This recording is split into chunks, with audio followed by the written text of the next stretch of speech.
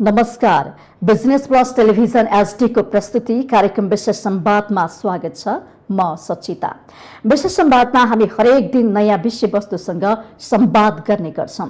सदाझै आज पनि हामी कार्यक्रम विशेष संवादमा एकजना अतिथि लिएर उपस्थित भइसकेका छौं र आज हामी विशेष गरी नेपाल शैक्षिक परामर्श संघ के गर्दैछ, यसका अवसर, सम्भावना, चुनौतीका विषयमा चर्चा गर्नेछौं। यहाँहरू सबैलाई थाहा छ, नेपाल शैक्षिक परामर्श संघ भनेको यसले नेपाली विद्यार्थीहरू आफ्नो भविष्य खोजेर विदेश पढ्न जाने गरिरहनु भएको छ। उहाँहरूलाई विदेश जाँदाखेरि ध्यान दिनुपर्ने कुराहरू, जान्नुपर्ने कुराहरू, कुन विद्यालयमा गएर पढ्ने, कुन सब्जेक्ट पढ्ने, त्यहाँ आइपर्ने समस्याहरू समाधान कसरी गर्ने लगायतका विषयमा परामर्श दिँदै आइरहेका छन्। र आज हामी यो संघको विषयमा चर्चा गर्नेछौँ र नेपाली विद्यार्थीहरू जबकि पढ्नको लागि, रोजगारको लागि भनेर विदेश जाने गर्नु भएको छ, तर विदेश गइसकेपछि उहाँले यावत खालका समस्याहरू भोगेको भनेर समाचार पनि नआएका भने होइनन्।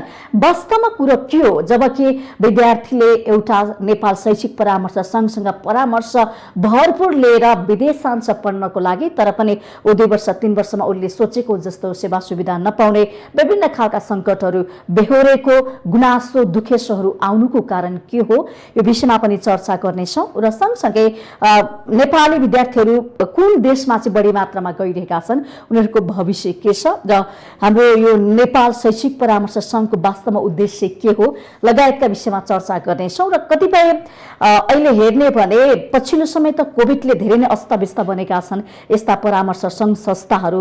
उहाँहरूले अहिले चाहेर पनि दिन सक्नु भएको छैन। विदेश जानको लागि कोभिडको एउटा सङ्कट छ, त्यसले गर्दाखेरि विद्यार्थीहरू पनि के गर्ने कसो गर्ने भनेर बसिरहेको अवस्थामा यो सञ्चालन भएको छ कि छैन, यो विषयमा पनि संवाद गर्नेछौँ।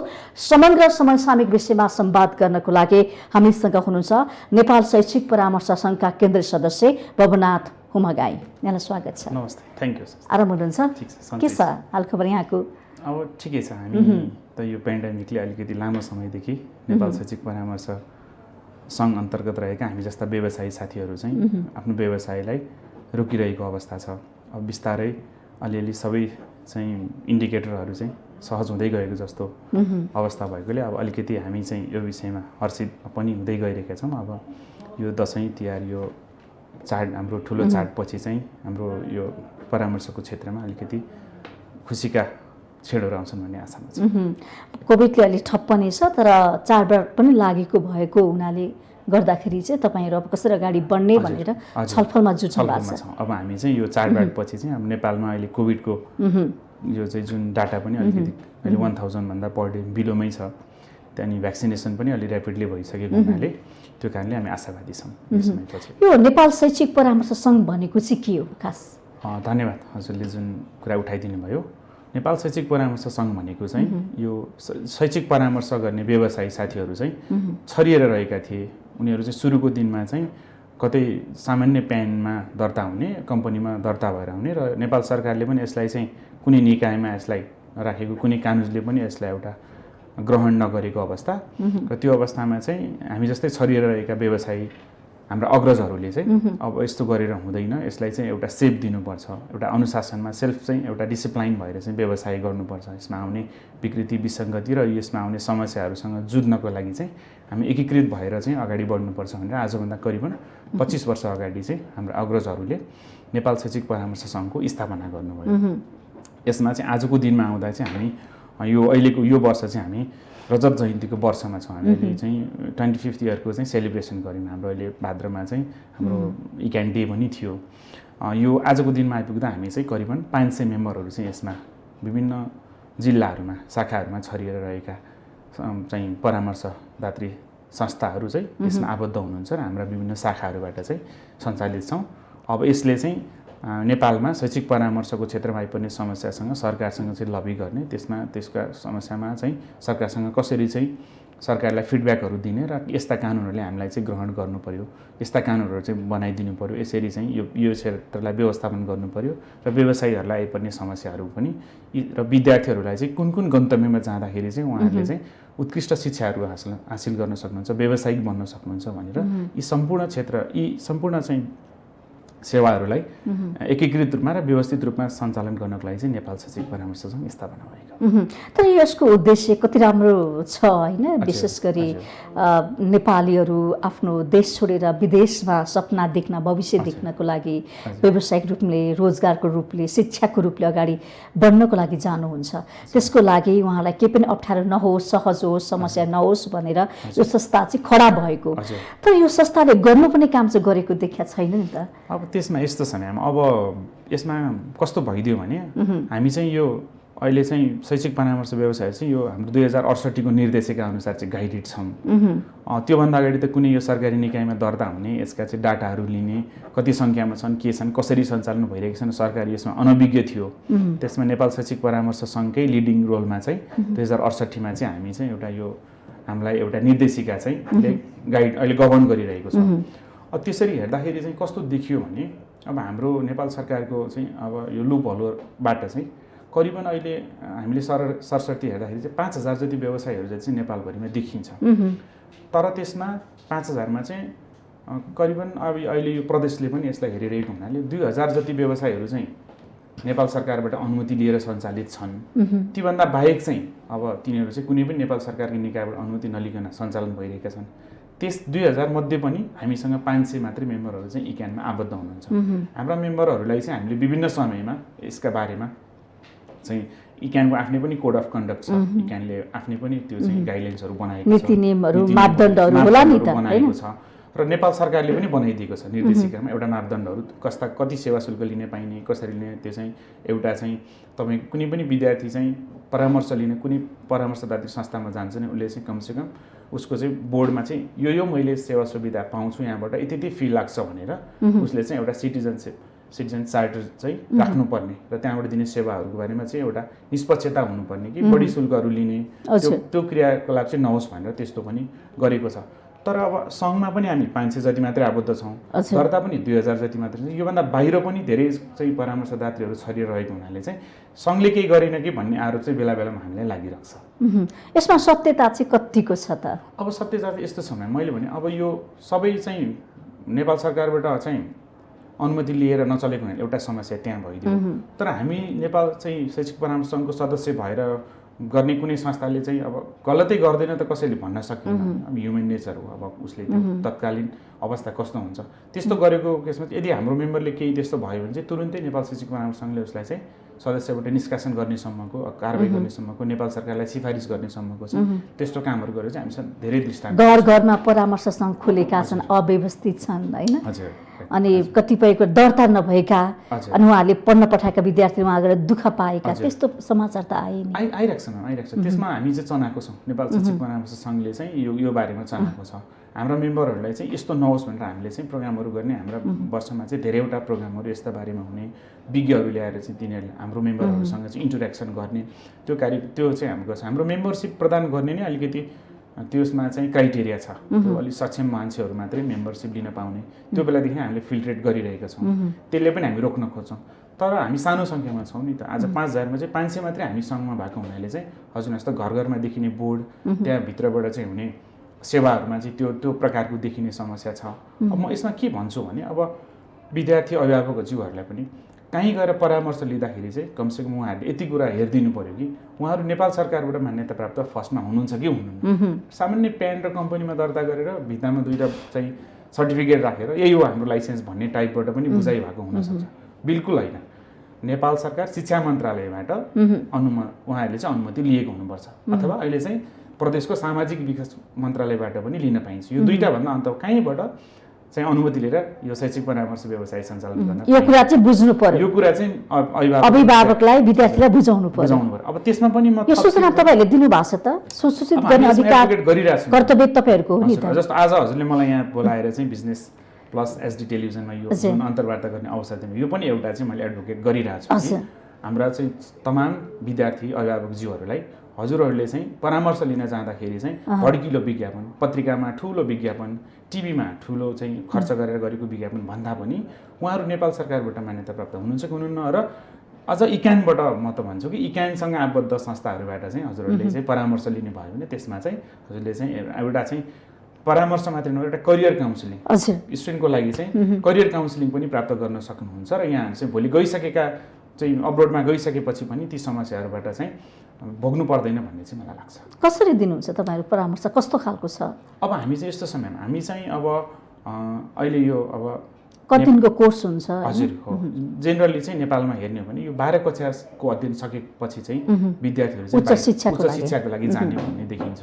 त्यसमा चाहिँ अब अस्ट्रेलिया, जापान, अमेरिका, बेलायत होइन यिनै समृद्ध मुलुकहरूमा चाहिँ जाने विद्यार्थीहरूको चाहिँ चासो हुन्छ। अहिले हेर्ने हो भने चाहिँ यो आइटीको सेक्टरमा चाहिँ स्टुडेन्टहरू बढी पढ्न जाने त्यो देखिन्छ र बाहिर विदेशको अब्रोड स्टडीको चाहिँ त्यहाँको फ्रेमवर्क हेर्ने हो भने चाहिँ उनीहरूले चाहिँ यो हाम्रो जस्तो चाहिँ किताब पढ्ने हप्तामा हाम्रो 6 दिन पढाइ हुन्छ, दिनभरि पढाइ हुन्छ, तर उनीहरूले हप्तामा 2 दिन पढाउने, 4 घन्टा पढाउने, तर व्यावहारिक शिक्षा पढाइदिने ताकि 2 वर्ष पढेर निक्लिँदाखेरि चाहिँ एउटा सिप सिकेर निक्लियोस् होइन। अब हामी चाहिँ यहाँ पढ्दाखेरि हामी ब्याचलर सक्छौँ 3 इयर्सको, अहिले 4 इयर्स भइसक्यो, मास्टर सक्दा पनि एउटा बेरोजगारी नै हुन्छ होइन। भोलि मास्टर्स म सकेर सर्टिफिकेट मेरो हातमा आयो, टोपी पनि लगाएँ होइन, तर अब त्यसपछि म के गर्छु भने लोकसेवा प्रिपेयर गर्छु कि चाहिँ जबको लागि धाउन थाल्छु, त्यो भन्दा नि एउटा आफ्नो बायोडाटा बन्न सक्ने त्यो त्यस्तो पढ्न जाने स्टुडेन्टहरूको चाहिँ इन्ट्रेस्ट देखिन्छ। अब मसँग भएको अनुभवहरूले चाहिँ अब यो हाम्रो एसियन मुलुक जापानमा चाहिँ धेरै विद्यार्थीको रोजगारी पनि पाउने र चाहिँ त्यहाँको चाहिँ शान्ति सुरक्षा अपर्च्युनिटीहरूको कुराले चाहिँ त्यो सेफ प्लेसको हिसाबले चाहिँ धेरै विद्यार्थीहरू चाहिँ जापान, अस्ट्रेलिया जाने जस्तो त्यस्तो चाहिँ विद्यार्थीहरूको देखिन्छ। कति दिनको कोर्स हुन्छ भन्नुभयो यहाँले? अब यस्तो हो, यहाँ नेपालमा चाहिँ पढ्न जानुभन्दा पहिला विद्यार्थीले चाहिँ केही तयारीहरू गर्नुपर्छ। जस्तो ऊ चाहिँ अब कुन कन्ट्री पढ्न जाँदैछ, के कोर्स पढ्न जान्छ, त्यसमा चाहिँ अब इङ्ग्लिसका उहाँ गएर कुन विश्वविद्यालयमा पढ्दैछ त्यो पनि थाहा पाउनु पर्ने होला नि। त्यसका क्राइटेरियाहरू चाहिँ अब आइएलटिएस गर्ने हो कि जापानिज भाषा गर्ने, पिटिई गर्ने, स्याट गर्ने, टोफल गर्ने, यी लगायत त्यो कोर्स पढ्न जानलाई म चाहिँ के कुरामा तयारी हुनु पर्यो, इङ्ग्लिसका कुराहरू र त्यहाँ जाने भाषाका कुराहरू, कोरिया जाँदै हुनुहुन्छ भने कोरियन भाषाको कुराहरू, त्यो कुराहरूमा चाहिँ आफूले चाहिँ यहाँ सिकेर अब आइएलटिएसको भन्नुहुन्छ भने लगभग हामीलाई 1.5 महिना जति 45 डेज जतिको चाहिँ प्रिपरेसन भयो भने चाहिँ एउटा स्टुडेन्टले चाहिँ एक्जाम एटेन्ड गर्न सक्छ र उसले त्यहाँबाट स्कोरिङ चाहिँ लिन सक्छ। त्यस्तै जापानिज भाषाको भन्नुभयो भने 6 महिना जति चाहिँ यहाँनिर भाषा पढ्ने, त्यो उहाँको बारेमा चाहिँ सिक्ने, मैले त्यहाँ गएर कसरी अपर्च्युनिटीहरू ग्र्याब गर्न सक्छु, कसरी पढ्छु, त्यहाँको सोसाइटीमा कसरी चाहिँ म एडजस्ट हुन सक्छु, यी कुराहरूमा चाहिँ जानुभन्दा अगाडि केही समय चाहिँ विद्यार्थीले प्रिपेरेसन चाहिँ गर्नु, त्यो कुरामा ध्यान दिनु पर्यो, तयारी गर्नु पर्यो। अनि मार्क्स धेरै पठाइन्छ गर्न सक्ने, उनीहरूले चाहिँ एक्जाम दिएर एउटा स्कोर लिएर त्यो सर्टिफिकेट सबमिट गरेर अब हजुरको कस्तो हुन्छ भने उनीहरूले त आफ्नो सर्टिफिकेटले मात्रै भएन, भिजाहरू पनि लिनु पर्यो, सम्बन्धित देशको इमिग्रेसनबाट भिजा पनि प्राप्त गर्नु पर्यो, त्यहाँ आफ्ना सबै एभिडेन्सहरू, उसको फाइनेन्सियल स्ट्याटस, त्यसको डकुमेन्टहरू, एकाडेमिक डकुमेन्टहरू र उसले चाहिँ त्यो त्यहाँ जानलाई चाहिने इङ्ग्लिसका र त्यो भाषाका चाहिँ मापदण्डहरू पास गरेको त्यो सर्टिफिकेटहरू सबमिट गरिसकेपछि मात्रै इमिग्रेसनबाट भिजाहरू प्राप्त गर्ने हुनाले त्यो समयसम्म चाहिँ अब कन्ट्री हेरेर फरक किसिमले उनीहरू तयारीहरू चाहिँ गर्छ। फी चाहिँ कति लाग्छ? अब यस्तो हुन्छ, अब कुन पर्छ, अब अहिले जेनरली हेर्ने हो भने अब आइएलटिएसको 5000 देखि 10,000सम्म यस्तो हुन्छ। अब अरू भाषाको भन्ने हो भने चाहिँ त्यस्तै 5 to 10,000 नै भनौँ न नर्मल कोर्सहरू चाहिँ जानुभन्दा अगाडिसम्म ती चाहिँ विद्यार्थीले पढ्दै त्यो पे गरेर एक्जाम दिनुभन्दा अगाडिसम्म त्यस्तै 5 to 10,000 जति चाहिँ खर्च हुन्छ। तर विद्यार्थीलाई सही सूचना नदिएको भन्ने कुरा पनि आउँछ नि, के हो? एक्ज्याक्टली आउँछ म्याम। अब यसमा कस्तो छ भने वास्तवमा दिनुपर्ने परामर्श चाहिँ नपाएको कुरा, नपाएको। अब एउटा विद्यार्थी चाहिँ बाहिर जाँदैछ भने चाहिँ पक्का पनि ऊ चाहिँ शिक्षासँगै एउटा चाहिँ रोजगारीको अवसरसँग पनि जोडिएको हुन्छ। त्यो कुरालाई चाहिँ हाम्रो परामर्श दिने क्रममा हामी त्यसलाई जोड्दैनौँ र उसलाई चाहिँ उसको क्षमता अनुसारको कन्ट्रीमा चाहिँ यो कन्ट्रीमा यो युनिभर्सिटीमा जाँदा चाहिँ तिमीले यो अपर्च्युनिटी पाउँछौ भन्ने टाइपको हामी गाइडेन्स चाहिँ गरेनौँ भने चाहिँ हजुरले भन्नुभएको छ काउन्सिलिङ चाहिँ भयो, तर उसले चाहिँ गएर भोलि चाहिँ अब करियरको कुरामा चाहिँ त्यो नसक्ने अवस्था पनि रहन सक्छ, सत्य चाहिँ परामर्श नहुन पनि सक्छ। त्यसको लागि चाहिँ अब अहिले यो जति पनि नेपाल सरकारबाट मान्यता प्राप्त कन्सल्टेन्सीहरू र हाम्रो चाहिँ सङ्घमा भएका कन्सल्टेन्सीजहरू चाहिँ यो टिआइटिआई ट्रेनिङ भनेर नेपाल सरकारले एउटा चाहिँ यो सबैलाई अनिवार्य गराएको छ। अब हामी अनुमति लिएका नेपाल सरकारबाट अनुमति लिएका सङ्घहरू छ, संस्थाहरू चाहिँ त्यहाँबाट तालिम प्राप्त छौँ। म चाहिँ टिआइटिआईबाट ट्रेनिङ लिएको छु, त्यहाँ पनि मैले धेरै कुरा सिकेको छु कि मैले परामर्श दिँदाखेरि चाहिँ स्टुडेन्टलाई चाहिँ विद्यार्थी भाइ बहिनीहरूलाई चाहिँ यो कुरामा चाहिँ मैले उहाँहरूलाई परामर्श दिनुपर्छ भनेर सिकेको हुनाले हामीबाट हुने चाहिँ परामर्शहरू चाहिँ सही र सत्य हुन्छन् र उनीहरूलाई जीवन उपयोगी पनि हुने गर्छन्। तर सबैबाट त्यस्तो नपाउन पनि सकिन्छ, त्यो चाहिँ वास्तविकता छ। तर अलिकति भिसा ढिलो हुने हजुर, त्यो समस्या पनि देखिया छन्। 1 वर्ष भन्दा 2-3 वर्ष लगाइदियो, के कारणले हो? अब त्यसमा चाहिँ कस्तो हुन्छ भने कतिपय कन्ट्रीहरूको चाहिँ भिजा पोलिसी चाहिँ एउटा पोलिसीको बेसमा बसेर हामी भिजा एप्लिकेसन गरिरहेका हुन्छौँ, तर उनीहरूले चाहिँ अब time and again like 6 month 1 इयरमा चाहिँ उनीहरूको चाहिँ त्यसलाई चाहिँ रिफर्म गर्ने, त्यसलाई चाहिँ चेन्ज गर्ने पनि त्यो रिभाइज गर्ने क्रममा चाहिँ कुनै पनि पोलिसीहरू चेन्ज भइदिनाले गर्दाखेरि चाहिँ स्टुडेन्टहरूले चाहिँ भिजाको उनीहरूले पाउने भिजाको सोचेको भन्दा बढी टाइम लाग्ने, अलिक वेट गर्नुपर्ने अवस्थाहरू हुनसक्छ। त्यो चाहिँ उनीहरूले कहिलेकाहीँ पोलिसी चेन्ज गरिदिने कारणले त्यस्तो समस्या हुनसक्छ। तर त्यसको असर त विद्यार्थीलाई पर्यो नि, अभिभावकलाई पर्यो होइन? पर्यो, हजुर। त्यो उनीहरू करियरमै धक्का लाग्ने भयो, कतिपय केसमा फी पठाइसकेको हुन्छ, एजुकेसन यतापट्टि चाहिँ ग्यापहरू चाहिँ बढ्दै जाने त्यो हुन्छ। त्यो किन जान्छन् विद्यार्थीहरू बाहिर पढ्नको लागि परामर्श लिली? हजुर, खास कारण चाहिँ के हो? धन्यवाद। कस्तो रहेछ विद्यार्थीहरू भने अब हामी चाहिँ यहाँनिरको हेर्छौँ कति कुरा चाहिँ पोलिटिकल्ली पनि अब यहाँको यो सबै इन्भाइरोमेन्ट हेर्दाखेरि चाहिँ मेरो करियर अब कस्तो हुने, म चाहिँ राइट टाइममा पढेर अब अहिले अलिकति चाहिँ म सुधार देख्छु। हाम्रा चाहिँ यहाँका युनिभर्सिटीहरूको चाहिँ टाइममा एक्जाम लिएर टाइममा रिजल्ट गर्ने, तर पहिला अलिकति थोरै मात्र अगाडि जानुहुन्छ भने चाहिँ एक्जाम कहिले हुने पनि निश्चित हुँदैन, त्यसको रिजल्ट कहिले आउने पनि निश्चित हुँदैन। अब एक्जाम रिजल्ट हुँदा नि हामी 1-1.5 वर्ष ग्यापको अवस्थामा जानुपर्ने, एक्जामहरू टाइमली नभइदिने त्यस्तो हुन्थ्यो। त्यो कारणले पनि विद्यार्थीहरू चाहिँ टाइममा एक्जाम हुने, टाइममा पढाइ हुने र केही सिपसहितको एजुकेसन मैले पाउन सक्छु कि, मैले पढ्दा पढ्दै पनि केही रोजगारी पाउन सक्छु कि भन्ने हिसाबले चाहिँ स्टुडेन्टहरूको जाने ट्रेन्ड चाहिँ देखिन्छ। अब जति अहिले उपलब्धि हासिल गरेका छन् बाहिर गएका विद्यार्थीहरूले यसरी परामर्श लिएर जानुहुन्छ नि? अच्छा, छन् म्याम। अब एक्ज्याक्टली अब हामी धेरै एक्जाम्पलहरू पनि हेर्न सकिन्छ। अब जस्तो त्यहाँ गइसकेपछि चाहिँ विद्यार्थीले हप्तामा 2 दिन 3 दिनको उसको चाहिँ क्लास हुन्छ, 4 घन्टा लगभग अराउन्ड यस्तो चाहिँ विद्यार्थीहरूले पढ्छन्। त्योभन्दा बाहेकमा उसले चाहिँ लिगल्ली त्यहाँको सरकारले चाहिँ उहाँहरूले चाहिँ पार्ट टाइम जब गर्ने अवसर पनि प्रदान गर्छ। लिमिटेड आवर यति घन्टा चाहिँ तिमीले काम गर्न पाउँछौ, तिम्रो लिभिङ एक्सपेन्सेसको लागि, ट्युसन फीहरू चाहिँ पे गर्नको लागि भनेर त्यो दिएको अवसरमा नि उसले काम गर्ने सिक्ने हुनाले जब ग्रेजुएट भइसक्छ नि उसकोमा 2टा अप्सन आउँछ। धेरै देशहरूले त्यहीँ चाहिँ पिआर दिने, पढ्ने, बस्ने, काम गर्ने अवसर पनि दिन्छन् र धेरै स्टुडेन्टले के सोच्छन् होइन म यति सिकिसकेँ, यति पढिसकेँ, आफ्नै कन्ट्रीमा गएर पनि केही गर्न सक्छु नि त। अहिले सरस्वती चाहिँ हामी काठमाडौँमा नेपालमा हेऱ्यो भने अलिकति फरक तरिकाबाट गरिएका व्यवसायहरू हेऱ्यो भने त्यसका सञ्चालकहरू चाहिँ धेरै चाहिँ विदेशमै पढेर आएको नि भेटिरहेको। कुनै रेस्टुरेन्टमा एउटा राम्रो रेस्टुरेन्ट लाग्यो, त्यहाँ आज बसौँ जाउँ खाजा कफी खाउँ भनेर गइयो भने कुरा गर्ने क्रममा चाहिँ त्यहाँ चाहिँ पक्का पनि विदेशबाट पढेर आउनुभएको मानिसहरू चाहिँ विद्यार्थीहरू चाहिँ भेटिनुहुन्छ। त्यसले मलाई लाग्छ अहिले यो फर्किने, पढेर सिकेर फर्किने ट्रेन्ड पनि उत्तिकै छ जस्तो लाग्छ। भनेपछि बाहिर गएर सिकेका कुराहरूलाई चाहिँ नेपालमा उहाँहरूले प्रयोग गरिरहनु भएको छ, उपलब्धि नै मान्नु पर्यो यस्ता कुराहरूलाई। मान्नु पर्यो नि। हामी त अब एउटा चाहिँ के हामीले सोचिरहेछौँ कि जस्तो पढ्न जाँदाखेरि केही पैसा बाहिर गयो भन्ने सोचिरहेछौँ, तर अब राष्ट्र ब्याङ्कको डाटा हामीले यो विगत 2-3 वर्षदेखि हामीलाई आरोप लाग्ने गर्छ कि तिमीले ब्रेन चाहिँ ड्रेन गर्यो, गेन भएन भन्ने आरोप पनि लाग्ने गर्छ। त्यो क्रममा हेर्दाखेरि चाहिँ फर्किनेको सङ्ख्या पनि पाइयो र हजुरले इकोनोमिक कन्ट्रिब्युट हेर्नुहुन्छ भने पनि रेमिटेन्स हामी चाहिँ खाडीबाट सोचिरहेछौँ, त्यहाँबाट आइरहेछन्, तर चाहिँ समृद्ध मुलुकहरूबाट झन् धेरै रूपमा आइरहेको छ। त्यहाँ गर्ने स्टुडेन्टहरूले चाहिँ पढाइपछिको फुल टाइम जबको होस् अथवा पढ्दा पढ्दै गरेको कामबाट पनि नेपाल पठाउने हिसाबले उनीहरूबाट आउने रकम पनि डाटामा हेर्ने हो भने चाहिँ त्यो चाहिँ राम्रो छ। त्यसलाई चाहिँ मान्नु यो कतिको अनिवार्य छ एउटा विद्यार्थीले यो शैक्षिक परामर्श लिनको लागि? एकदमै अनिवार्य छ। किनभने एक त विद्यार्थी भर्खर 12 क्लास, धेरै विद्यार्थी 12 क्लास सकेको हुन्छ, उसको दिमागमा धेरै कुराहरू खेलिरहेको हुन्छ। अस्ट्रेलिया जाउँ, अमेरिका जाउँ, क्यानाडा जाउँ, कहाँ कुन देश जाउँ छनौट गर्न सकिरहेको हुँदैन उसलाई। अनि त्यसपछि त गएर के गर्ने र भिजा लिने कुराहरूमा चाहिँ सानो सानो कुराहरू पनि ध्यान दिनुपर्ने हुन्छ। उसले के कारणले उसको चाहिँ गुड पोइन्टहरू के छ, उसले के कारणले भिजा दिने त, भिजा इमिग्रेसन अफिसर भिजा अफिसरहरूले त उसको त स्ट्रङ पोइन्टहरू हेर्छन्। त्यो कुरामा चाहिँ उसलाई तिम्रो यो कुरामा स्ट्रङ पोइन्ट छ, तिमी यो कन्ट्री जाँदाखेरि चाहिँ तिमीले भिजा पनि प्राप्त गर्न सक्छौ र त्यहाँको तिमीलाई यो अपर्च्युनिटी पनि प्राप्त गर्न सक्छौ। अब कस्तो भइदिन्छ भने फ्यामिलीको चाहिँ फाइनेन्सियल स्ट्याटस पनि हेर्नुपर्ने हुन्छ, कस्तो चाहिँ फ्यामिली कस्तो बिलोङ गरिरहेछ उसले, उसको एउटा चाहिँ आफ्नो क्यापासिटी एउटा किसिमको छ तर उसले प्लान अर्को किसिमको बनाइरहेछ भने त्यो बेला उसले सक्सेस नपाउन पनि सक्छ। त्यसले गर्दा नि परामर्शदात्रीबाट चाहिँ उसले परामर्श लियो भने यस्तो फाइनेन्सियल कन्डिसन भएको अवस्थामा चाहिँ यो कन्ट्रीबाट चाहिँ जान सकिन्छ र त्यहाँ यस्तो गर्न सकिन्छ भन्ने हिसाबले पनि परामर्शदात्रीबाट चाहिँ परामर्श लिएको केसमा त्यो कुराबाट चाहिँ स्टुडेन्टहरूले चाहिँ फाइदा लिन सक्छ। तर यसरी त जानुहुन्छ विद्यार्थीहरू, तर विदेश गइसकेपछि अलपत्र परेका समाचारहरू पनि आउँछन् नि, सुरक्षा छैन विदेशमा, सुरक्षित छैन?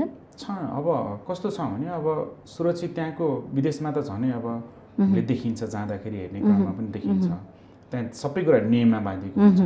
कतिपय केसमा विद्यार्थीहरूले त्यहाँको रुल्सहरूलाई चाहिँ अभोइड गरिदिने, भाइलेन्स गरेको केसमा चाहिँ अलिकति समस्यामा पर्ने अवस्थाहरू पनि देखिएको छ, नदेखिएको होइन। त्यो क्रममा कोभिडमा कति धेरै समस्या देखियो। हजुर हो, कोभिडमा देखेको त्यो पनि एउटा समस्याको रूपमा आयो।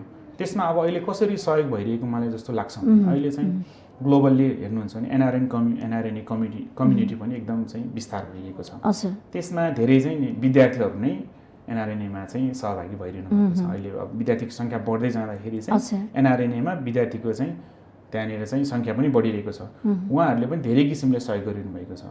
हाम्रा एम्बेसिजहरूले पनि त्यहाँनिर कोअर्डिनेट गरिरहेका छौँ। र कोभिडको केसमा इक्यानले के गर्यो भन्दा हामीले एउटा चाहिँ हेल्प डेस्क हामीले पनि बनायौँ इक्यानमा, र अनलाइन त्यसलाई चाहिँ कोही विद्यार्थी समस्यामा छ, कहीँ कन्ट्रीमा समस्यामा छ, नेपालमा के उद्धार गर्न सक्छौँ भन्ने तपाईँ लाग्नु भयो होइन? त्यसमा चाहिँ इक्यानले पनि अनलाइन एउटा हेल्प डेस्क बनाएर त्यसरी पनि सहयोग गरेको थियो।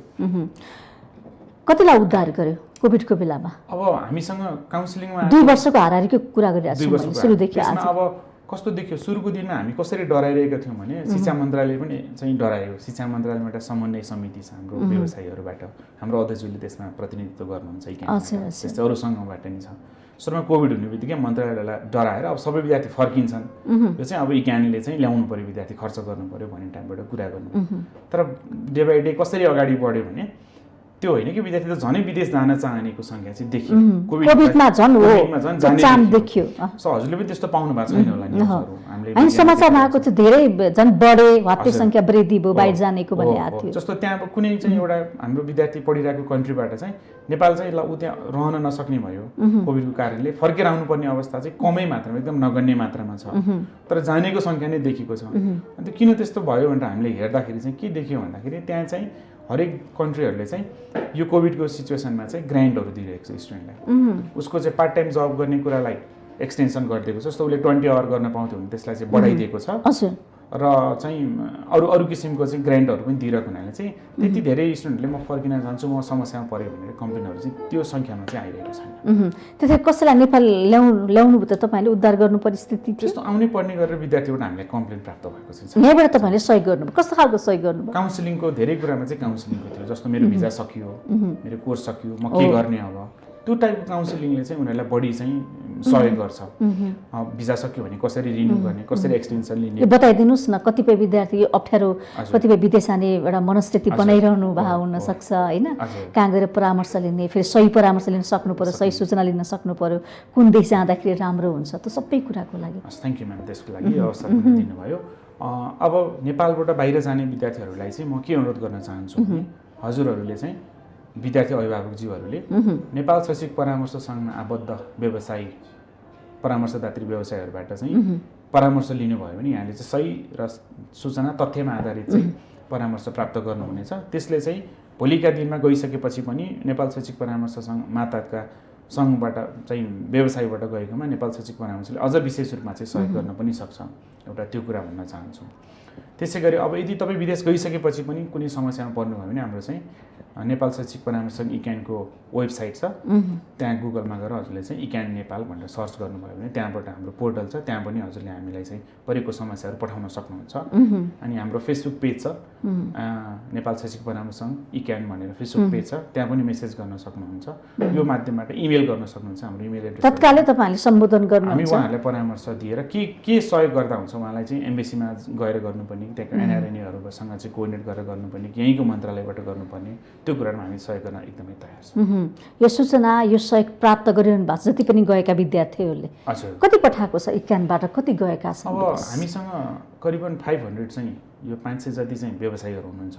अब उहाँहरूबाट कति जानुभयो भने हामीलाई त्यो टोटल डाटा त आउँदैन। ओभरअलमा हेर्ने हो भने नेपालबाट जानेको धेरै, टोटल जाने स्टुडेन्टमा चाहिँ त्यसको धेरै पर्सेन्टेज चाहिँ इक्यानभित्रबाट जानुहुन्छ। जस्तो उहाँहरूको अवस्था राम्रै छ, तपाईँले बेला बेलामा बुझ्ने, सोध्ने, खोज्ने गर्नु भएको छ नि? छ नि, हामी जाँदाखेरि भेट्छौँ पनि। जस्तो स्टुडेन्ट पठाइसकेको कन्ट्रीहरूमा हामी चाहिँ फ्रिक्वेन्टली गइ पनि रहेको हुन्छौँ। त्यो गयो बेला उहाँहरूसँग भेट्ने, कुरा गर्ने, कस्तो समस्या छ, कति प्रगति गरिरहनु भएको छ, के छ, पढेर चाहिँ फेरि पढ्ने नेपाल फर्किने पनि सोचिराख्नु होला भन्ने टाइपको कुरा हामी उहाँ भेट्दाखेरि पनि त्यो कुरा गर्छौँ। यहाँबाट जाने बेला नि अब अहिले त सोसल मिडिया पनि छ, फेसबुकबाट पनि धेरै टाइपबाट कनेक्ट भइरहेको हुन्छ, त्यो हेर्दाखेरि चाहिँ राम्रै देखिन्छ। कुन कुन देशमा बढी रुचाएका छन् नेपालीहरूले? अब अहिले हेर्ने हो भने चाहिँ बढी चाहिँ नेपालबाट जाने लार्जेस्ट नम्बर हेर्ने हो भने चाहिँ अस्ट्रेलिया देखिन्छ। के छ त्यहाँ नेपाली विद्यार्थीको लागि त्यहाँ के भविष्य छ? म्याम, अब त्यहाँ गएका विद्यार्थीहरूमा हेर्ने हो भने उनीहरूले चाहिँ अब यो टेक्निकल एजुकेसन चाहिँ धेरै लिएको देखिन्छ। त्यहाँ चाहिँ जुन कोर्स पढे चाहिँ उसले त्यो कोर्स अनुसारको भोलि प्लेसमेन्टमा पाउन सक्ने, जबहरू पाउन सक्ने त्यो भइरहेको हुनाले नै र त्यहाँ चाहिँ स्टुडेन्टहरूले चाहिँ आफूलाई राम्रो से फिल गरेको हुनाले उसले आफ्नो साथीलाई, आफ्नो फ्यामिली सर्कलमा चाहिँ राम्रो छ, ठिक छ, पढ्न आउँदा हुन्छ, यहाँ चाहिँ अपर्च्युनिटीहरू छ भनेको हुनाले नै त्यो कारणले नै मलाई सङ्ख्याहरू बढिरहेको जस्तो पनि लाग्छ। यति जस्तो स्टुडेन्टले चाहिँ अन्य देशमा चाहिँ छ कि छैन नेपालीहरूको लागि भविष्य भन्न खोजेँ मैले? यस्तो अस्ट्रेलियामा पर्याप्त छ विद्यार्थी, तीजना आजको दिनसम्म हेर्नु कति धेरै आकर्षित छ नि त। अस्ट्रेलिया नि पहिलो रोजामा परेको छ, अन्य देश हुन सक्छ कि सक्दैन? छ नि म्याम, त्यस्तो हाम्रो एसियन मुलुक अब जापान त्यस्तै विकसित पनि छ, त्यहाँ पनि अस्ट्रेलिया पछिको ठुलो सङ्ख्या जापान जान्छन् विद्यार्थीहरू चाहिँ। त्यहाँ पनि चाहिँ विद्यार्थीहरू गइसकेपछि उनीहरूले चाहिँ सरकारले यति तिमीले पार्ट टाइम जब गर्न पाउँछौ, यसरी चाहिँ अर्निङ गर्न सक्छौ र तिम्रो चाहिँ पढाइका खर्चहरू, अरू चाहिँ खर्चहरू म्यानेज गर्न सक्छौ भन्ने त्यो सोर्सको लागि उहाँहरूले म्यानेज गरिदिनु भएको हुनाले गर्दाखेरि अस्ट्रेलियापछि जापान भयो, त्यसपछि युएस पनि भयो, युके भयो, अनि अब अहिले दक्षिण कोरिया पनि एकदम चाहिँ त्यो गन्तव्य विद्यार्थीहरूको गन्तव्य बनिरहेको छ। नेपालबाट चाहिँ काम गर्न पनि धेरै चाहिँ सङ्ख्यामा कोरिया जानेको गभर्मेन्ट लेभल च्यानलबाटै छ। त्यस्तै यो विद्यार्थीहरू पनि कोरिया चाहिँ पढेपछिको प्लेसमेन्टको लागि पनि कोरिया पनि जाने ट्रेन्ड चाहिँ पछिल्लो समयमा चाहिँ बढिरहेको देखिन्छ। नेपाली विद्यार्थीहरूको छाप कस्तो पाउनु भएको छ तपाईँहरूले? जति पठाएको विद्यार्थीहरू हुन्छ नि ती देशहरूले कुन रूपमा लिएका छन्? अब नेपाली विद्यार्थीको इमेज हेर्ने हो भने चाहिँ जहाँ पढिरहेको ठाउँहरूमा उहाँहरूबाट चाहिँ राम्रो छ। कति कुरामा चाहिँ हाम्रो विद्यार्थीहरूले चाहिँ नेपालकै जस्तो व्यवहार गर्ने होइन देखाए, नेग्लिजेन्सको एउटा सानो कुराहरू चाहिँ नेग्लिजेन्स गरिदिने, त्यो सानो सानो कुरा मात्रै नत्र धेरै कुरा पोजिटिभ छ। नेपालीहरूलाई चाहिँ मेहनत गर्नेको रूपमा एउटा रुल्स मान्ने, जस्तो अरू कन्ट्रीहरूबाट चाहिँ जापानमै कुरा गर्नुभयो भने अब भियतनाम, अरू नजिकका देशहरू, इन्डोनेसिया, अरू देशबाट पनि धेरै विद्यार्थीहरू आउँछन्। नेपालबाट पनि, नेपाल 3rd 4thमा, चाइनाबाट धेरै जान्छन्। तर ती कन्ट्रीबाट जाने स्टुडेन्ट भन्दा चाहिँ नेपालबाट जाने स्टुडेन्टहरू चाहिँ अनुशासित देखिन्छन्। उनीहरू चाहिँ हाम्रो नेपालीको त्यस्तो कल्चर पनि छ होइन, हामी त्यस्तो विद्रोही स्वभावको पनि छैनौँ। त्यो कारणले नेपालीहरूले त्यहाँ गएर पढ्ने, मेहनत गर्ने, अरू प्लेसमेन्टमा जाने र कति कुरामा त त्यहाँको गभर्मेन्टले मार्क गर्ने ठाउँहरूमा नि पुगिरहेको मैले हिजो अस्ति पनि हेरेको थिएँ। जापानमा चाहिँ त्यो टाइपको चाहिँ स्टुडेन्टहरूलाई चाहिँ अवार्ड गर्ने टाइपको चाहिँ केसहरू छ। त्यो राम्रो नै अवस्थामा मान्नुपर्छ। त्यस्तो कतिपय उतै बस्ने पिआर बनाएर त्यो पनि देखिया छ है। अब त्यो चाहिँ कस्तो हुँदो रहेछ भने अब विद्यार्थीहरूलाई भिजाको सजिलोको लागि त्यहीँ बस्ने गर्ने, भोलि अब फ्यामिली सेटल एउटा सिकिसक्यो, एउटा जानिसक्यो, अझै 2-4 वर्ष बस्छु, म यहाँ गर्छु, त्यसपछि मात्रै आफ्नो चाहिँ होम कन्ट्री फर्किन्छु भन्ने त्यो कुराले पनि उनीहरूलाई त्यहाँ बस्ने क्रममा चाहिँ त्यो सिटिजनसिपहरू लिने, पिआरमा जाने कुराहरू देखिन्छ। अलि भिसा महँगो भएको कुराहरू पनि आउँछ नि त। यो के एकरूपता छैन, कतिमा 22-23 लाख, कतिमा 43 लाखसम्म लिने गरेको, यो के हो खास? अब त्यसमा चाहिँ यस्तो छ, अब हामीले चाहिँ कन्ट्री वाइज पनि फरक छ यो फीहरूको कुराहरू, र सब्जेक्ट वाइज पनि फरक छ। हामी अब कुन कोर्स पढ्न जाँदैछौँ, सामान्य कोर्सहरू पढ्छौँ होइन भने त्यसमा फीहरू सस्तो पनि छन्। अब टेक्निकल कोर्सहरू, मेडिकल कोर्सहरू पढ्न जान्छौँ भने त्यसमा फीहरूको चाहिँ अन्तभन्दा अरू सामान्य कोर्सभन्दा महँगो पनि देखिन्छ। र एभरेजमा भन्ने हो भने चाहिँ अब 40 लाखको रेन्जमा जाने भने त्यो मेडिकल एजुकेसनहरूमा मात्रै हो, एभिएसनकोमा त्यो कोर्सहरूमा हो। तर नर्मल कोर्सहरूमा यस्तै त्योभन्दा धेरै नै कमको सङ्ख्यामा आउँछ, त्यति ठुलो एमाउन्टमा चाहिँ जाँदैन। भेरिएसन चाहिँ पक्कै छ। अलिकति ऋण गरेर जानुपर्ने, अलि अप्ठ्यारो परेर जानुपर्ने स्थिति छ क्या नेपालीहरूको होइन। बाध्य भएर चाहिँ आफ्नो छोराछोरी पठाउनु परेको छ अभिभावकले, अलिक बढी भयो, चर्को भयो भन्ने कुरा पनि आउँछन् कि? हो, त्यसमा अब हामी त स्वाभाविक रूपमा अब हाम्रो चाहिँ आर्थिक अवस्था हेर्ने हो भने हामी त एउटा मध्यम स्तरको छ, म पनि त्यसमै छु, र धेरैजना विद्यार्थी मध्यम स्तरको छन्। कोही नेपालीहरूसँग पनि अब एउटा चाहिँ पहिला सुरुमा हुनुहुन्छ त्यो त अलि सम्भ्रान्त वर्गले मात्रै विदेश पढ्न जाने जस्तो थियो। अहिले हामी आर्थिक विकासका धेरै चाहिँ सूचकहरू, कुराहरूले नेपाल चेतनामा वृद्धि भयो होइन, शिक्षामा पनि। हजुर, त्यो कारणले गर्दाखेरि चाहिँ अब उपत्यका बाहिर हिमाल, पहाड, तराई सबै जिल्लाहरूबाट चाहिँ एउटा विद्यार्थी चाहिँ जान सक्ने अवस्था छ। तर पनि उसले चाहिँ म अब एउटा सामान्य किसान परिवारमा चाहिँ म मेरो छोरालाई चाहिँ विदेश पढ्न पठाउँछ भने 15-20 लाख रुपियाँ त कसैले पैसा राखिरहेको त हुँदैन। त्यही हो सरसापट गर्ने अनि अब संस्थाहरूबाट चाहिँ लोनहरू लिने बिस्तारै त्यसलाई किस्ताको रूपमा तिर्दै जाने त्यो क्रमले गर्दाखेरि चाहिँ त्यो पनि म्यानेज गर्ने भएको हुनाले चाहिँ हाम्रो चाहिँ हामी मध्यम स्तरकै चाहिँ जनताहरू भएको हुनाले गर्दा यसरी पढ्न जानेमा गाउँका विद्यार्थीहरू बाहिरी जिल्लाका विद्यार्थीहरू छन् कि छैन के छ? अहिले त त्यो त एकदमै छ। यो हामीलाई अहिले यो जुन संहितामा गइसकेपछि अब यो विगत म 9-10 वर्षदेखि यो व्यवसायमा आबद्ध छु। सुरुमा चाहिँ अब हरेक कुराको लागि हामी केन्द्रमै थियो। आज प्रदेश भइसकेपछि अलिकति केही स्थानीय सरकार त्योबाट पनि पाउने हुनाले त्यहीँ पनि कलेजहरू धेरै बनिरहेको त्यो भइरहेको हुनाले र हामी अब यो संहितामा गइसकेपछि चाहिँ काठमाडौँ बाहिरका सिटीहरू त्यहाँ पनि हुनुहुन्छ नि त्यहाँ पनि चाहिँ यो विदेश पढ्न जानेहरूको सङ्ख्या चाहिँ बढी छ। हाम्रो त इक्यानको हेर्नुहुन्छ भने अब पोखरा चितवन शाखाहरू छन् हैन चाहिँ पूर्वमा छ। त्यहाँ पनि उत्तिकै साथीहरू चाहिँ राम्रो व्यवसायहरू गरिरहनु भएको छ र त्यहाँ जाने परामर्शको लागि काठमाडौँ आउनु नपर्ने भयो त्यसो परेन। बाहिरको स्टुडेन्टहरूले त त्यही जिल्लामा आफ्नै जिल्लाहरूबाट पनि परामर्श लिइरहनु भएको छ। त्यसो भए यो अभ्यास सुरु भएको छ स्थानीयबाट प्रदेशबाट जहाँ हुनुहुन्छ उहाँहरूले त्यहीँबाट सजिलो तरिकाले त्यो सुविधा छ पाउनु भएको छ मजाले। हाम्रा चाहिँ अब अहिले 7वटा हाम्रा चाहिँ प्रदेशमा चाहिँ 7वटामा त छैन तर 7वटा शाखाहरू भनेर हामीले विभिन्न ठाउँहरूमा त्यहाँका व्यवसायी साथीहरू हुनुहुन्छ बाहिर भएका साथीहरूले पनि त्यही रूपमा हाम्रो यहाँको जस्तै चाहिँ त्यो रूपमा चाहिँ परामर्श प्रदान कतिको सक्रिय छ यो संस्था? अब विज्ञान सक्रिय छ। हामी अब 500 मेम्बरको चाहिँ एउटा यो संयुक्त स्वरूप हो विज्ञान भनेको। यसले चाहिँ हामीले गर्ने धेरै क्रियाकलापहरू गरिरहेका हुन्छौँ। विद्यार्थीलाई सुसूचित गर्ने र हाम्रै व्यवसायीहरूलाई पनि विभिन्न सूचनाहरू प्रदान गर्ने चाहिँ सरकारले अवलम्बन गरिरहेका चाहिँ कस्ता कानुनहरू छन् कस्ता सरकारले के कुरामा जोड दिएको छ त्यसलाई चाहिँ कसरी चाहिँ हाम्रो व्यवसायी साथीहरूलाई त्यो कुराहरू चाहिँ पुर्याउने अनि चाहिँ CSRका विभिन्न कुराहरू गर्ने जस्तो कोभिडको बेलामा भन्नुभयो हामीले भूकम्पको बेलामा हावाहुरीको बेलामा र अरू टाइपले पनि CSR गर्ने इकाइले त्यो चाहिँ महामारीका बेलामा प्रकृति विपत्तिको बेलामा पनि काम गरिरहेछौँ यो संस्थाले। हामीले यो कोभिडको लागि भनेर कोभिड फन्ड पनि हामीले चाहिँ बनाएर विभिन्न हेल्पहरू पनि इकाइबाट विद्यार्थीको लागि मात्र परामर्श दिएको छैन समाजका व्यक्तिहरू अन्य व्यक्तिहरूलाई पनि यसले दिइरहेको छ। हामीले चाहिँ अब एउटा जिम्मेवारी पनि भयो होइन CSR अन्तर्गत विद्यार्थी र परामर्शदात्री व्यवसायलाई त गरि नै रहेका छौँ। त्यो त हाम्रो चाहिँ त्यसकै लागि नै इकाइ त्यसभन्दा पनि माथि उठेर CSR अन्तर्गत हामीले विभिन्न चाहिँ सोसल सर्भिसहरू गरिरहेका छौँ। एजेन्डा चाहिँ के हो खास यसको मुद्दाहरू? अब इकाइनको एजेन्डा भनेको चाहिँ नेपाल सरकारलाई चाहिँ यो फिल्डमा चाहिँ कस्ता चाहिँ कानुनहरू चाहिन सक्छ कस्ता भोइसहरूलाई एड्रेस गर्नुपर्छ भनेर चाहिँ त्यो झकझक्याउने र आफ्ना व्यवसायीहरूलाई चाहिँ अनुशासित बनाउने मर्यादित बनाउने र व्यवसायका आयामहरूमा चाहिँ सहयोग गर्ने जस्तै व्यावसायिक अवसरताहरू पनि प्रदान गर्ने त्यो चाहिँ एउटा एजेन्डा हो। रोजगारीको अवसरहरू पनि सृजना गर्ने। हामी त 500 मेम्बरहरूबाट चाहिँ धेरै चाहिँ हजारौँको सङ्ख्यामा रोजगारी पनि पाएको छ। सरकारलाई कन्ट्रिब्युट पनि गरिरहेछौँ ट्याक्स पे गरेर त्यो किसिमले विभिन्न करहरू तिरेर पनि कन्ट्रिब्युट गरिरहेछौँ। इकाइले चाहिँ यसरी चाहिँ व्यवसायहरू विस्तार गरेर सरकारलाई कन्ट्रिब्युट पनि गर्ने र नेपाल सरकारलाई झकझक्याउने विभिन्न समयमा अब थपेरहनु होला हजुरले त स्टडी पनि गरिरहनु भएको छ। अब यो NOC भन्ने छ यो चाहिँ विदेश पढ्न जाँदाखेरि चाहिँ एउटा अनुमति पत्र लिनुपर्ने छ। त्यसमा विभिन्न समस्याहरू छन् कहिले सरकारले बन्द हुने खुल्ने केले पाउने केले नपाउने त्यो झन्झटिलो प्रक्रिया छ।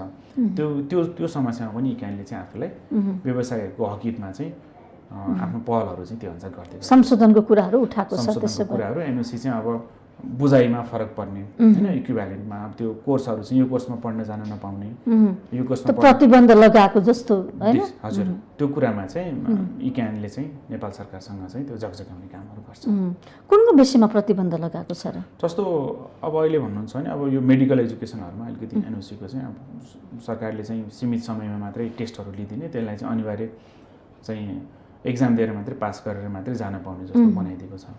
त्यसमा त्यो मेडिकलको सबै कोर्सहरूमा हैन त्यो एउटा अलिकति अप्ठ्यारो बनाइदिएको छ र अरू कन्ट्रीहरूको पनि अब कुनै सब्जेक्टहरूमा चाहिँ म्याच गर्दैन नि त। हामी अब हाम्रो अनुसार बाहिरको खोज्छौँ तर त्यो मिल्न सक्दैन। हामीबाट उनीहरू विकसित छन् उनीहरूका कोर्सहरू एडभान्स छन् ती कोर्सहरू हाम्रो लिस्टिङमा नभएको पनि हुनसक्छ। त्यो बेलामा चाहिँ विद्यार्थीले NOC प्राप्त गर्न अप्ठ्यारो अब कतिपय एउटा विद्यार्थी एउटा NOC लियो भने ठाउँमा 2टासम्म NOC लिनुपर्ने पनि अस्ट्रेलियाको केसमा त्यस्तो पनि समस्या छ। एउटै विद्यालय अब कोर्स सामान्य फरक देखियो भने चाहिँ दुईटासम्म एनओसी लिएर पनि जानुपर्ने छ। त्यो झन्झटिलो भयो नि, खर्च भयो, झन्झटिलो भयो। त्यो कुरामा अलिकति समय पुग्दैन होला हैन, त्यो व्यावहारिक पनि अलिकति विद्यार्थीलाई चाहिँ आर्थिक रूपमा पनि अब बाहर भयो, दबाब दिनुपर्ने भयो। त्यो कुरामा चाहिँ अलिकति समस्या पर्दाखेरि गरेको छ। यो विषयमा छलफल बहस भएको छैन सरकारसँग तपाईले? विभिन्न चरणमा हुन्छ। अब हामीले चाहिँ नेपाल शैक्षिक परामर्श सङ्घले चाहिँ त्यो एजेन्डाहरू उठाउने फोरम पनि छ, त्यहाँ पनि उठाएको कति कुरामा एड्रेस गरेको पनि छ। अब कति कुरामा सरकारले चाहिँ हुँदैछ गर्दैछौँ भन्ने। सरकारसँग काम गर्न कतिको सजिलो सहकारी कस्तो भइरहेछ? अब यो पार्ट त अब हामी सबै यसमा विज्ञ नै छँदैछ। हजुर हजुर। अब हाम्रा मन्त्रालयमा चाहिँ तपाईँहरूलाई हेर्ने दृष्टिकोण है, अहिले त अब यसलाई उद्योगको रूपमा स्थापित भयो, अलिकति ठग गरेको रूपमा त्यो आरोप पनि लाग्यो नि त हैन? मजाले लाग्छ किनभने अब शिक्षा मन्त्रालयले चाहिँ अनुमति दिएका बाहेकका परामर्शदाताहरूलाई चाहिँ रोक्न सकिरहेको पनि छैन। त्यो कारणले पनि हामी त्यो आरोप बेला बेलामा लागिराख्ने गर्छ। अब व्यवसायहरू चाहिँ धेरै सङ्ख्यामा सञ्चालित छन्, उहाँहरू कतैबाट अनुमति प्राप्त पनि हुनुहुन्न, सरकारले उहाँहरूलाई हेरिरहेको पनि छैन। तर अब एउटा कुनै चाहिँ एउटा विद्यार्थी चाहिँ इक्यानमा त नरहेको नेपाल सरकारको अनुमति नलिएको ठाउँमा गएर कुनै चाहिँ गलत सूचना पायो, केही ठगियो भने चाहिँ आरोप चाहिँ हामीमाथि आउने गर्छ, लाग्छ कि अब इक्यानकै हो भन्ने जस्तो लाग्छ। त्यो कारण त्यो कुरामा चाहिँ नेपाल सरकारले यो व्यवसायलाई मर्यादित बनाउन सकिरहेको छैन। यो कुरामा हामी पटक पटक हाम्रो डेलिगेसनहरू जाँदाखेरि हामीले हरेक कुरामा चाहिँ मन्त्रीज्यूहरू सचिवज्यूहरूलाई चाहिँ ध्यान आकर्षण पनि गराइरहेका छौँ। तपाईँहरूले चाहिँ यो कुरामा अलिक हेरिदिनु पर्यो। सङ्घमा नभएका अनुमति चाहिँ नेपाल सरकारबाट अनुमति नपाएका व्यवसायहरूलाई चाहिँ अनुगमन गरिदिनु पर्यो, त्यस्ता अनैतिक क्रियाकलापहरूलाई रोकिदिनु पर्यो, जसले गर्दा भोलि चाहिँ विद्यार्थीहरू चाहिँ नठगिउन्, उनीहरूले वास्तविक कुरा सूचनाहरू पाउन्, सरकारको माताहतमा सबै चाहिँ संस्थाहरू आउन् भनेर हामीले त्यो किसिमले चाहिँ छकझक्याउने गरिरहेका छौँ। के भन्छ सरकार सुन्ने काम गरेको छ? अब सरकारमा लामो समय भइसक्यो नि त्यो संस्था खुलेको पनि हैन? अब हामी 25 वर्ष यो भइसक्यो, हामी 68 देखि त धेरै कुरा सुधार्नु पर्ने हो नि त, यो त धेरै हजुर पहिलेदेखि कति कुरामा सुधार्ने गरेको छ। जस्तो भर्खरै एउटा चाहिँ अर्थ मन्त्रालयले एउटा चाहिँ हाम्रो कुरालाई सुनिदिएको छ। जस्तो पहिला चाहिँ एउटा विद्यार्थीले चाहिँ ट्युसन फी पठायो, ट्युसन फी पठाउँदाखेरि चाहिँ अहिले 2% राज्यले कर लिन्छ ब्याङ्कबाट चाहिँ त्यो उसले पठाउँदाखेरि। त्यो 2% ट्याक्स दिएर उसले फी पठायो, भोलि चाहिँ उसको कुनै कारणले भिजा रिजेक्सन भइदियो, उसले फी रिफन्ड लिनु पर्यो। फी रिफन्ड लियो भने त्यो बेलामा 30% को ट्याक्स चाहिँ रिफन्ड हुने थिएन। तर अहिले चाहिँ अब यो आर्थिक वर्षबाट चाहिँ नेपाल सरकारले हाम्रो त्यो कुरालाई सुनेर यदि कुनै विद्यार्थीको चाहिँ फी उसले पठायो, भिजा रिजेक्सन भयो र उसले रिफन्ड दिनु पर्यो भने चाहिँ त्यो बेलामा ट्याक्स पनि फिर्ता गरिदिन्छु भनेर एउटा कुरा त्यो चाहिँ सम्बोधन गरिएको छ। त्यसले पनि अलिकति विद्यार्थीलाई चाहिँ अब 15-20 हजारले ट्याक्स तिरेको हुन्थ्यो, त्यो चाहिँ उसले यदि भिजा नलागेको केसमा चाहिँ रिफन्ड पाउने अवस्था भएको छ। यो एउटा कुरा चाहिँ सुन्नु, सुरक्षाको कुरा त्यो भयो लगानीको। त्यो चाहिँ अब हामीले एडभोकेट गर्दाखेरि मन्त्रालयमा विभिन्न समयमा चाहिँ पहल गर्दाखेरि यो कुरा चाहिँ सुधार भएको छ। सरकार भन्छ विद्यार्थीलाई विदेश किन पठाउने पढ्नको लागि भन्छ नि त। अब सकेसम्म त आफ्नै देशमा पढ्दाखेरि धेरै अभिभावकसँग बसेर धेरै कुरा नपठाउँ भनिरहेको हुन्छ। उच्च शिक्षाको लागि नेपालमा त्यस्ता कलेजहरू पनि छन्, खुलेका छन्, योग्य टिचरहरू हुनुहुन्छ, यिनै पढाउँ भनेर राज्यले भनिरहेको छ। फेरि तपाईँहरूसँग मिलेर फेरि पठाउनको लागि पनि अग्रसर देखाउँछ। खास के हो कुरा? अब यसमा चाहिँ कस्तो भयो भने अब त्यो कुरा चाहिँ कुरामा मात्रै सीमित भयो। हामीसँग यस्ता संस्थाहरू छन्, यसरी पढाइ हुन्छ, यो कोर्सहरू र भन्ने चाहिँ सरकारले कतिपय छन् कि छैनन् तपाईँको अनुभवले के सुरु चाहिँ भएको छ, केही थोरै चाहिँ सुरु भएको छ, तर जुन पर्याप्तता छैन। जुन सङ्ख्यामा हाम्रो चाहिँ विद्यार्थीहरू चाहिँ +2 पास गर्दासम्म जुन सङ्ख्यामा उत्तीर्ण हुने सङ्ख्या छ, तिनीहरूलाई हुने गरेर तिनीहरूले खोजे जस्तो एजुकेसनको पाउने चाहिँ सुरुवाती चाहिँ छ, तर त्यो पर्याप्त छैन। जस्तो आइटीको कुरा गर्नु भने त बाहिर गएर आइटी पढिरहेका छन्, नेपालमा आइटी पढ्न सक्ने वातावरण छैन, पढ्न सक्ने कलेज छैन। अब यो कोभिड भन्दा अगाडि चाहिँ हाम्रा यहाँ पढेका आइटीहरू चाहिँ सीमित इन्जिनियरिङका कोर्सहरू ती कोर्सहरू थिए। त्यो व्यवहारिक पढ्न त पढ्ने, तर त्यसले चाहिँ उसले चाहिँ त्यो पढ्दै क्रममा पनि सिक्न पाउने, त्यसलाई इन्टर्न गर्ने, सिक्ने, भोलि चाहिँ जब मार्केटमा जान योग्य हुन सक्ने, पढाइ क्रम सक्ने त्यो अवसरहरू कम थियो। कोभिड पछिको सिचुएसनमा चाहिँ हामी अब हरेक कुराहरू अनलाइनमा अहिले गरिरहेको छौँ। त्यो कारणले बढिरहेको छ। मैले यसलाई छैनै त भन्न सक्दिनँ, बढिरहेको चाहिँ छ, पर्याप्त छैन, बढिरहेको छ।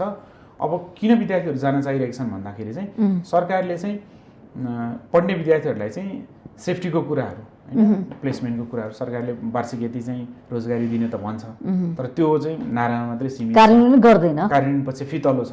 त्यो कारणले गर्दाखेरि पनि विद्यार्थीहरू चाहिँ बाध्य भएर चाहिँ कति रहरले कति सपना बोकेर जान्छ, कति चाहिँ देशको स्थिति, राजनीतिक स्थिति हैन, शैक्षिक स्थिति सबै कुरा हेरेर चाहिँ उसले केही नदेखेपछि अन्ततः विदेशी बाध्य हुन्छ त्यो परिस्थिति है। कतिपय संख्या घटाएछ कि बढाएछ विदेश जाने विद्यार्थीको? यो इयरको हेर्ने हो भने चाहिँ अब धेरै देशको बोर्डर पनि बन्द भएको हुनाले यो वर्ष चाहिँ संख्या कोभिडले गर्दाखेरि घटेको छ। अब भर्खर यो केही समय अगाडि मात्रै बोर्डरहरू चाहिँ रिभाइभ भएको हुनाले अहिले चाहिँ यो वर्ष चाहिँ विद्यार्थीको जाने संख्या कम छ, किनभने 12को एक्जाम +2 को एक्जाम पनि टाइममा हुन सकेन, भर्खर एक्जाम सम्पन्न भएको छ, त्यसको रिजल्ट पनि प्राप्त भएको छ।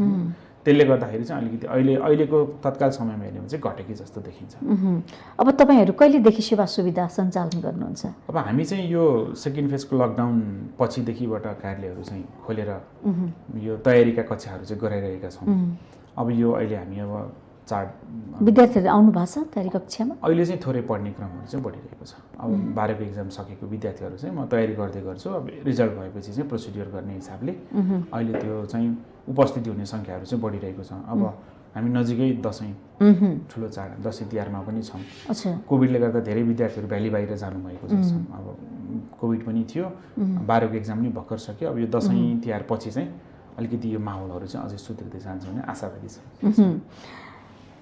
रोजगारीको हिसाबले हेर्ने हो भने, व्यावसायिक रूपमा हेर्ने हो भने अब यो परामर्श एउटा भनौँ न सेवाको रूपमा त छँदैछ होइन, तर पनि व्यावसायिक रूपमा यसको उचाइ बढेको छ के छ? बढेको छ। अब जस्तो हामी अहिले 25 वर्षकोमा आइपुग्दाखेरि हामीसँग आबद्ध धेरै व्यवसायीहरू चाहिँ यसलाई चाहिँ राम्रो व्यावसायिक सङ्घको रूपमा संस्थाको रूपमा लाने, परामर्श सही परामर्श दिने, त्यो विद्यार्थीलाई परेको समस्यामा हेल्प गर्न सक्ने त्यो अवस्थाहरूमा देखिनुहुन्छ। र कतिपय अवस्थामा स्कलरसिपका कुराहरूमा पनि विद्यार्थीलाई गाइड गर्ने, त्यसमा इक्यानले पनि गर्छ। र हामी व्यक्तिगत रूपमा पनि हामीसँग आइपुग्ने विद्यार्थीहरूलाई चाहिँ यो कन्ट्रीमा यो कोर्सहरूमा चाहिँ स्कलरसिप पाइरहेको छ, यसमा पनि गर्न सक्छौँ। नितान्त व्यावसायिक मात्रै नभएर विद्यार्थीहरूलाई चाहिँ सहयोगको हिसाबले पनि यो स्कलरसिप यो छात्रवृत्ति यो कोर्सहरूमा पाउन सकिन्छ, ठाउँमा पाइन सकिन्छ भने त्यो टाइपको परामर्शहरू पनि हामी प्रदान गर्छौँ। नयाँ कार्यक्रमहरू खोजिरहनु भएको छ त्यसो भए तपाईँहरूले? खोजिरहेको छौँ। अब नयाँ नयाँ परामर्शहरू कसरी दिने, अझ बढी मान्छेले बुझ्न सकोस्, चाँडै होइन प्राप्त गर्न सकोस् खोजिरहेको छौँ। अब त्यो क्रममा इक्यानसँग धेरै बाहिरका विदेशी कलेजहरू, विश्वविद्यालयहरू, निकायहरूसँग पनि त्यो सम्पर्क भइरहेको हुनाले त्यो क्रममा उहाँहरूले पनि कतिपय कुराहरू सूचनाहरू दिइरहनु भएको हुन्छ। त्यो पनि हामी फ्लो गरिरहेको हुनाले चाहिँ त्यस्तो कुराहरूमा नै हामी चाहिँ सहयोग गरिरहेका छौँ। समस्या चाहिँ के छ इक्यानमा? अब समस्या देखिएका हुन्छन् नि? समस्या छ म्याम। अब समस्या कस्तो भयो भने अब यो शैक्षिक परामर्शदात्री संस्थाहरूलाई चाहिँ गभर्न अहिले शिक्षा मन्त्रालयले गरिरहेको छ। यसलाई चाहिँ शिक्षालाई फेरि हाम्रो प्रदेशले हेर्ने भनेर हाम्रो चाहिँ कानुनले त्यस्तो भनिदिएको अधिकार उता दिएको छ। अब व्यावहारिक रूपमा यता शिक्षा मन्त्रालयले हेरिरहेको छ। त्यो क्रममा चाहिँ विगत यो हामी संविधान बनिसकेपछिको केसमा चाहिँ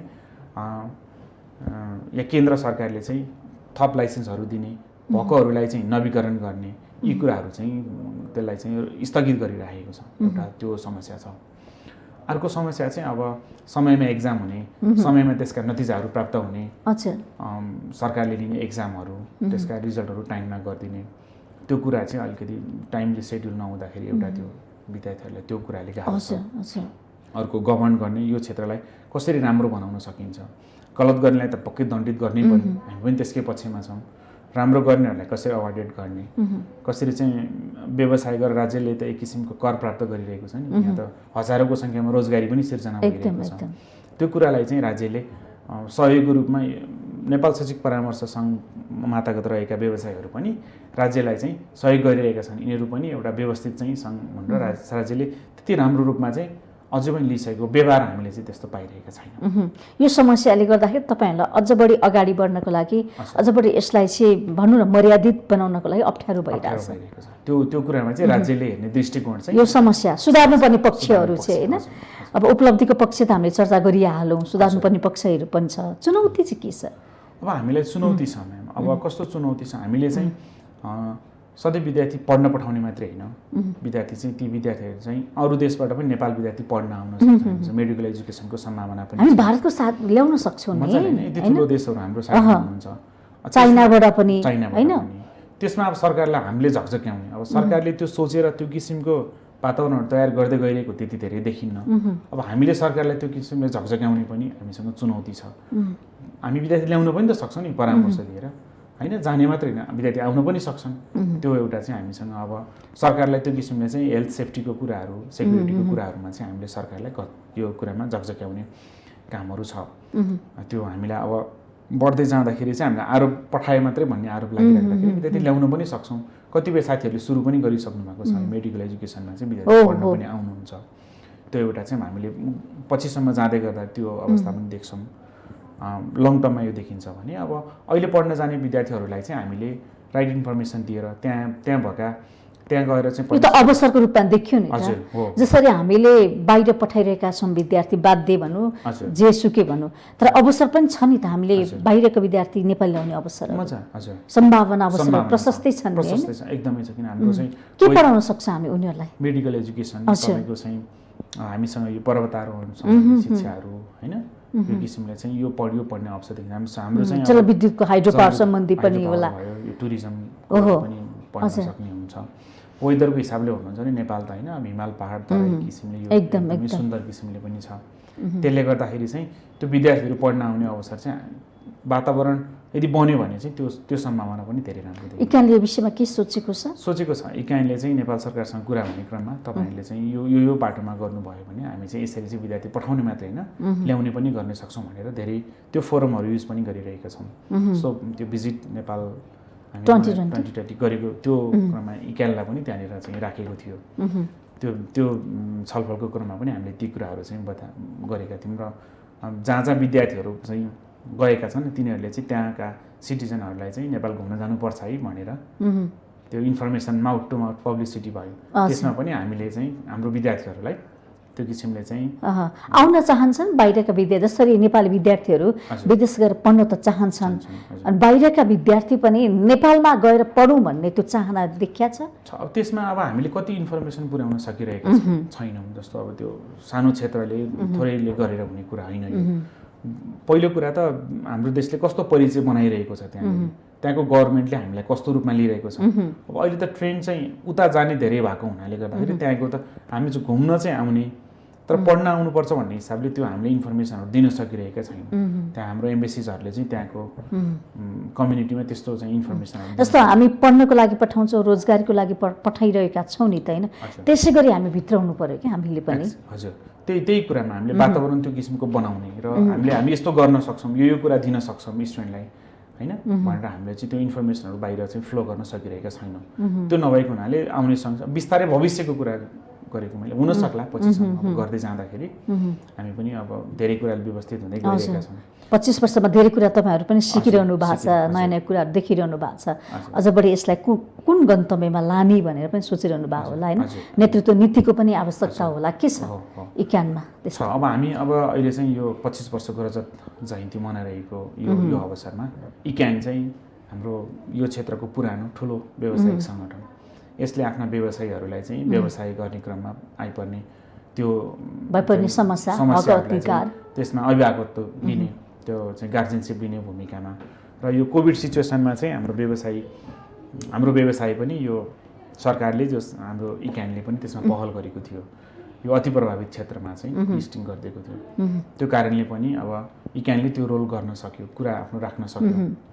त्यसले चाहिँ व्यवसायहरूलाई चाहिँ एक किसिमको सहजता भएको थियो र अरू किसिमले पनि व्यवसायमा आइपर्ने समस्याहरूलाई चाहिँ एड्रेस गर्ने हिसाबले इकानले चाहिँ सोचेर त्यो आफूलाई चाहिँ 25 वर्षको सङ्घको चाहिँ म भइसकेको हुँदा चाहिँ परिपक्व सङ्घको रूपमा व्यवहार चाहिँ गरिरहेको छ। समयको लागि यहाँलाई धेरै धेरै धन्यवाद। हस्, थ्याङ्क यू। यो चाहिँ बिजनेस प्लस एसडी टेलिभिजनलाई मलाई आज आएर यो शैक्षिक परामर्शको क्षेत्रको कुराहरू मेरो व्यवसायिक कुरा राख्ने अवसर दिनु यहाँलाई धेरै धन्यवाद।